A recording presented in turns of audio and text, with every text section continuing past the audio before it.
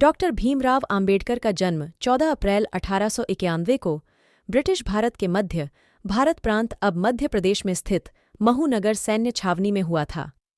वे रामजी मालोजी सकपाल और भीमाबाई की 14वीं व अंतिम संतान थे।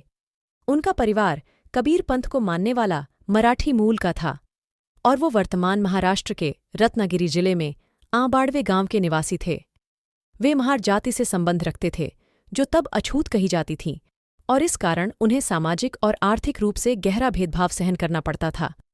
डॉक्टर भीमराव आम्बेडकर के पूर्वज लंबे समय से ब्रिटिश ईस्ट इंडिया कंपनी की सेना में कार्यरत रहे थे और उनके पिता रामजी सकपाल भारतीय सेना की महू छावनी में सेवारत थे तथा यहाँ काम करते हुए वे सूबेदार के पद तक पहुंचे थे।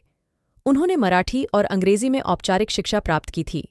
आज हम इस वीडियो में डॉक्टर भीमराव आम्बेडकर जी के शिक्षा के बारे में अधिक जानकारी जानने की कोशिश करेंगे। प्राथमिक शिक्षा। डॉक्टर आम्बेडकर ने सातारा नगर में राजवाड़ा चौक पर स्थित शासकीय हाईस्कूल, अब प्रताप सिंह हाईस्कूल में 7 नवंबर 1900 को अंग्रेजी की पहली कक्षा में प्रवेश लिया। इसी दिन से उनके शैक्षिक जीवन का आरंभ हुआ था, इसलिए 7 नवंबर को महाराष्ट्र में विद्यार्थी दिवस रूप में मनाया जाता है। उस समय उन्हें भिवा कहकर बुलाया जाता था। जब वे अंग्रेजी चौथी कक्षा की परीक्षा उत्तीर्ण हुए तब अछूतों में असामान्य बात थी, इसलिए भीमराव की इस सफलता को अछूतों के बीच सार्वजनिक समारोह के रूप में मनाया गया और उनके परिवार के मित्र एवं लेखक दादा केलुस्कर द्वारा स्वलिखित बुद्ध की जीवनी पुस्तक भेंट दी गई। इसे पढ़कर उन्होंने पहली बार गौतम बुद्ध व बौद्ध धर्म को जाना एवं उनकी शिक्षा से प्रभावित हुए। आम्बेडकर का परिवार मुंबई चला गया, जहां उन्होंने एल्फिंस्टन रोड पर स्थित शासकीय हाईस्कूल में आगे की माध्यमिक शिक्षा प्राप्त की। 1907 में उन्होंने अपनी मैट्रिक परीक्षा उत्तीर्ण की और अगले वर्ष उन्होंने एल्फिंस्टन कॉलेज में प्रवेश किया, जो कि बॉम्बे विश्वविद्यालय से संबद्ध था। इस स्तर पर शिक्षा प्राप्त करने वाले अपने समुदाय से वे पहले व्यक्ति थे। 1912 तक उन्होंने बॉम्बे विश्वविद्यालय से अर्थशास्त्र और राजनीतिक विज्ञान में कला स्नातक बीए की पदवी प्राप्त की और बड़ौदा राज्य सरकार के साथ काम करने लगे। उनकी पत्नी रमाबाई ने अभी अपने नए परिवार को स्थानांतरित कर दिया था और काम शुरू किया जब उन्हें अपने बीमार पिता सूबेदार रामजी सकपाल को देखने के लिए मुंबई वापस लौटना पड़ा, जिनका 2 फरवरी 1913 को निधन हो गया। 1913 में आम्बेडकर 22 वर्ष की आयु में संयुक्त राज्य अमेरिका में कोलंबिया विश्वविद्यालय में स्नातकोत्तर अध्ययन की पढ़ाई करने के लिए चले गए।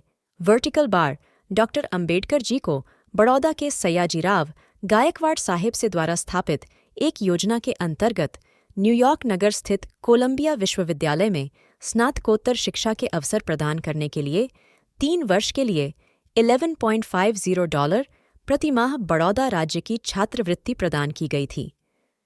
वहां पहुंचने के तुरंत बाद वे लिविंगस्टन हॉल में पारसी मित्र नवल भातेना के साथ बस गए। जून 1915 में उन्होंने अपनी कला स्नातकोत्तर MA परीक्षा पास की, जिसमें अर्थशास्त्र प्रमुख विषय और समाजशास्त्र, इतिहास, दर्शनशास्त्र और मानव विज्ञान यह अन्य विषय थे।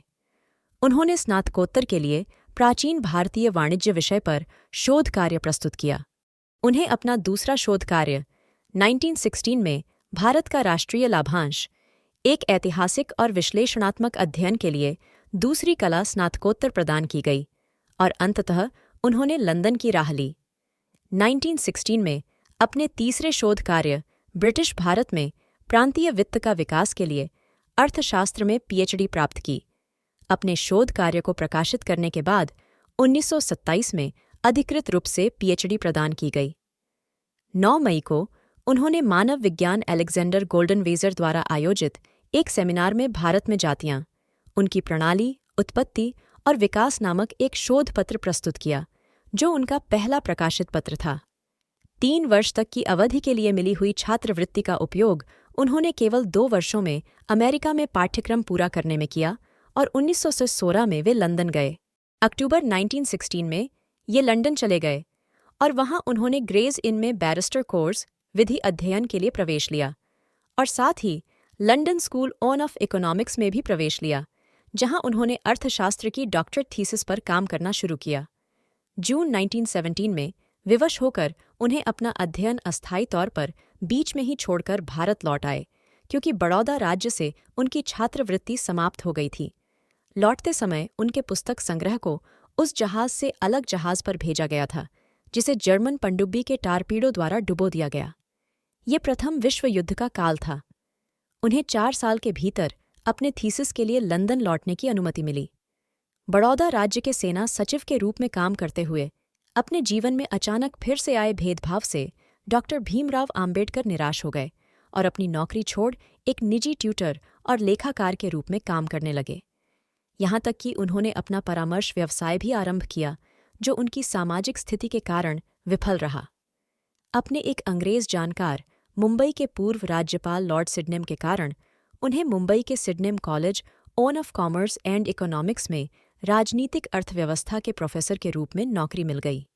1920 में कोल्हापुर के शाहू महाराज अपने पारसी मित्र के सहयोग और कुछ निजी बचत के सहयोग से वो एक बार फिर से इंग्लैंड वापस जाने में सफल हो पाए तथा 1921 में विज्ञान स्नातकोत्तर MSc प्राप्त की, जिसके लिए उन्होंने provincial decentralization on of imperial finance in British India British Bharat में शाही अर्थव्यवस्था का प्रांतीय विकेंद्रीकरण खोज ग्रंथ प्रस्तुत किया था। 1922 में उन्हें ग्रेज इन ने बैरिस्टर एट लॉज डिग्री प्रदान की और उन्हें ब्रिटिश बार में बैरिस्टर के रूप में प्रवेश मिल गया। 1923 में उन्होंने अर्थशास्त्र में DSc doctor on off science उपाधि प्राप्त की। उनकी thesis the problem of the rupee, its origin and it's solution, रुपये की समस्या, इसकी उत्पत्ति और इसका समाधान पर थी।